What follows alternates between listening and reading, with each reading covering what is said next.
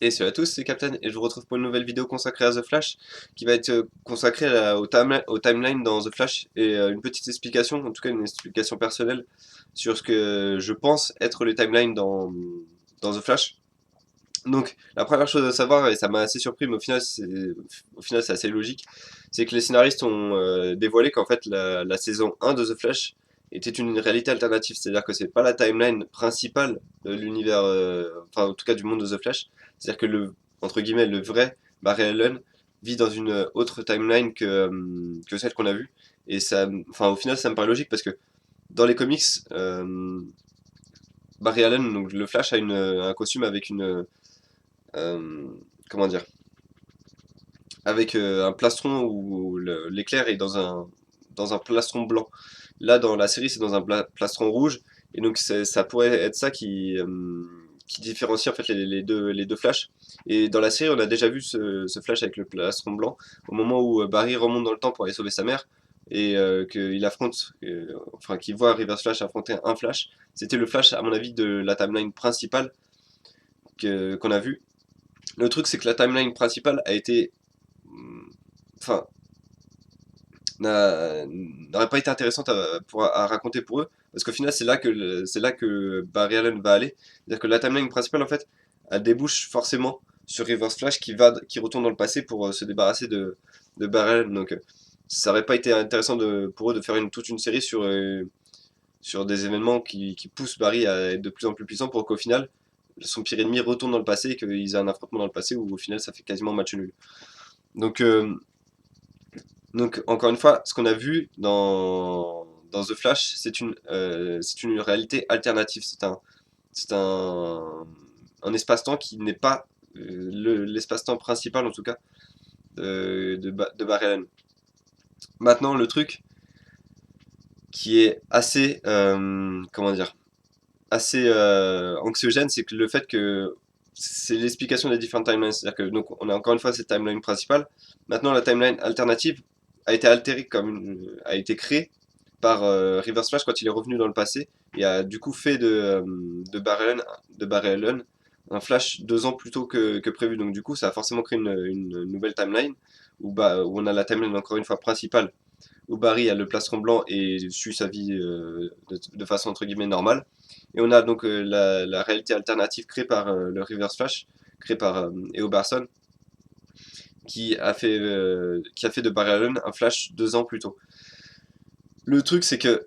avec la suppression de Reverse Flash dans le dernier épisode de The Flash, cette réalité alternative, à mon avis, n'a juste plus lieu d'être. C'est-à-dire que le personnage qu'il a créé est mort. Et même, enfin, c'est même pire qu'est mort, c'est juste qu'il a disparu, il n'a pas existé dans cette timeline. Donc, la question que je me pose, en fait, c'est à la fin, le trou noir qu'on a vu dans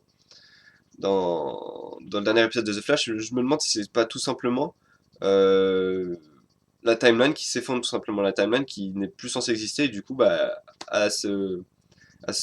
comment dire, bah, à se détruire, à s'autodétruire par, je sais pas si c'est un être qui l'a détruit, ou si c'est juste voilà le fil du destin qui dit, enfin, du coup, vu que la personne qui a altéré qui a créé même cette timeline n'existe plus, cette timeline n'a plus de raison d'exister, donc commence à être détruite. Et ça pourrait être une interprétation qui est vraiment assez sympa parce que du coup, tous les personnages auxquels on s'est attaché et qui ont été créés au final par Reverse Flash, tous ces personnages seraient entre guillemets liés à leur destin, c'est-à-dire leur destin serait de disparaître avec Reverse Flash et du coup, pourquoi pas l'idée de faire revenir Reverse Flash ou des choses comme ça. Voilà, ça pourrait être intéressant, mais la chose également intéressante, c'est de se dire que au final, quand on y pense, si le véritable Flash existe dans une réalité, on va dire officielle, c'est-à-dire principale, ça pourrait également dire que le Green Arrow existe dans une réalité officielle, ou en tout cas, oui, bah oui, il existe dans une réalité principale, vu que Reverse Flash, qui vient de cette réalité, a dit à Oliver Queen qu'il mourrait à 87 ans, etc. Donc, on a bien ce deuxième Green Arrow quelque part. Donc, ça pourrait être intéressant de voir qu'ils peuvent faire débarquer le Flash de l'univers principal et le Green Arrow de l'univers principal dans l'univers CW. Donc voilà, c'est l'explication finale sur les différentes timelines, c'est que ils peuvent vraiment faire maintenant tout ce qu'ils veulent avec ce dernier épisode, c'est-à-dire qu'ils se sont fait vraiment toutes les possibilités qu'ils veulent. On a deux flashs qui existent, une dans une réalité principale et une dans une réalité alternative, celui qu'on a suivi depuis la saison 1. On a également une timeline, probablement la principale qui va jusque dans le futur, mais la timeline actuelle qu'on voit dans la saison 1 de The Flash, on sait pas jusqu'où elle va aller, peut-être même qu'elle s'arrête à la fin de la saison 1, parce qu'elle n'est plus censée exister, parce que Reverse Flash a disparu, et celui qui l'a créé, donc Reverse Flash, a disparu. Voilà, en tout cas, personnellement, après, bah, ça fait plus d'un mois, oui, ça va faire un mois même que je crois que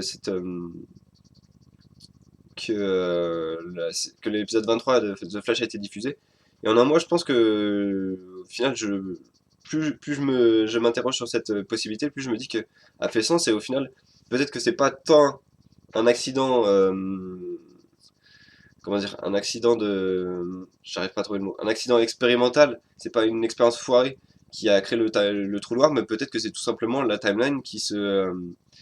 enfin voilà, qui s'effondre et qui disparaît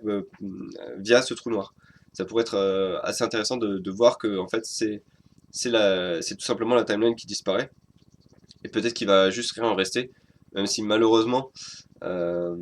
vu les résumés, enfin vu oui, les résumés, les teasers etc sur la saison 4 de Arrow, on peut se dire que la timeline et donc l'univers Arrow va continuer à exister, ce qui est un peu dommage parce que je pense que ça aurait été une belle porte de sortie pour cet univers et ça rajoutait un petit côté tragique et comment dire et gigantesque avec des enjeux gigantesques qui touchent Flash parce qu'au final il a quasiment tout un univers sur ses épaules et voilà ça aurait été vraiment assez sympa de voir ça malheureusement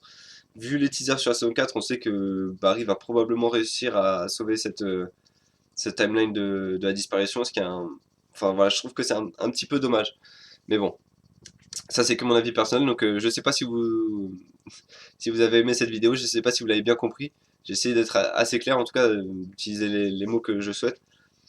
que je trouve les plus clairs. Mais cette histoire de timeline, à mon avis, on n'a pas fini d'en entendre parler et ça, enfin, je trouve ça assez sympa. J'espère voir véritablement dans la saison 2 et dans la saison 4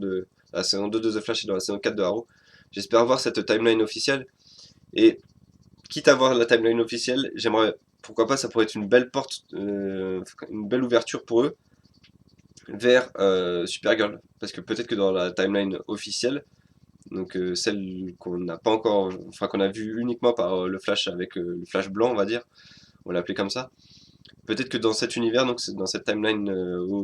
officielle principale, peut-être que Supergirl existe aux côtés de Flash, de Green Arrow, de Superman, etc. Ça pourrait être une belle ouverture vers eux pour le futur crossover avec Supergirl.